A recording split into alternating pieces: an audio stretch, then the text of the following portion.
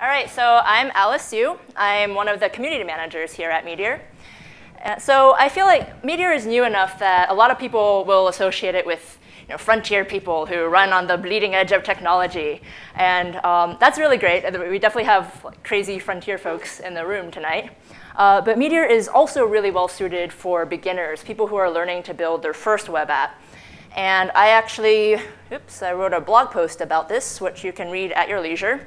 But rather than reiterate the points that I made in this post, I'm going to quickly fly through the timeline of what it looked like when I built my first web app using Meteor. So I made this during App Week. Feel free to visit this site and play around with it, mess it up. It's a virtual Rubik's Cube, and it acts exactly like a real Rubik's Cube would, though obviously the UI is rather different. And so I came up with the idea late Wednesday night, and I started working on it the next day on my way to work. This was basically just me sketching out the model of how the app logic would work.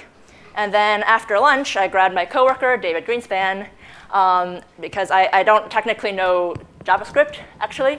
So David helped set up some scaffolding for me, told me which bits of syntax to put in which files, and then I was able to continue on my own from there and fill in the actual app logic.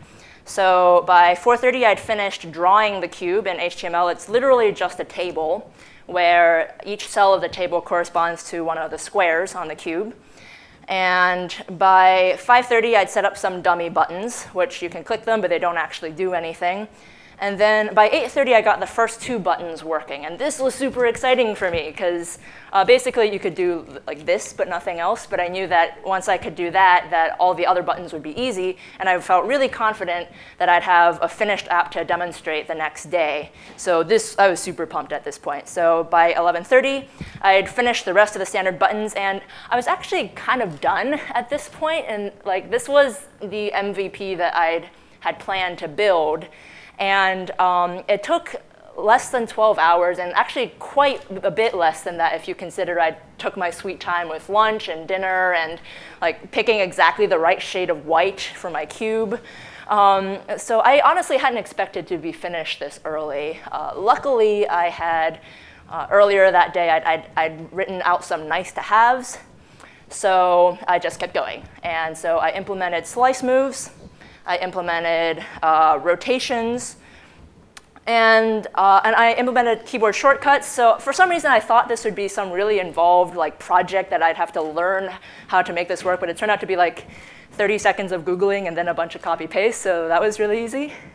And then finally, my finishing touch, I added a cheat button, so you can hit one button, have it reset to its default state. And yeah, you'll notice that this one had actually reached the bottom of my nice-to-haves. I had a bunch of kind of deeper level restructuring ideas I might have, but in terms of what I was going to demo, I was kind of out of stuff, so I went to bed. Seemed like the thing to do. Yeah, so the moral of the story is go build things. You don't necessarily have to studiously, like a good student, go through the prerequisites. Meteor is designed so that you can just get started right away and have something live that you can show people. And then you can sort of learn and deepen your technical knowledge as you need it. So yeah, that's my talk. And any questions?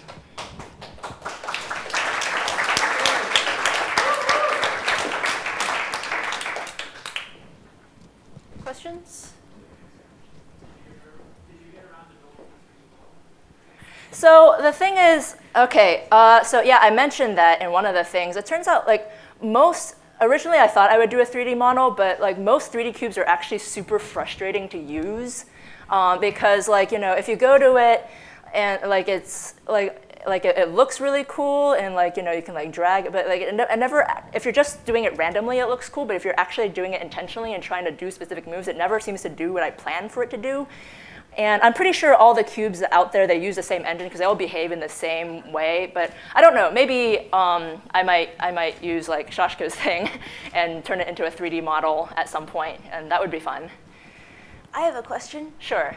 Where do we find your Rubik's Cube solving course?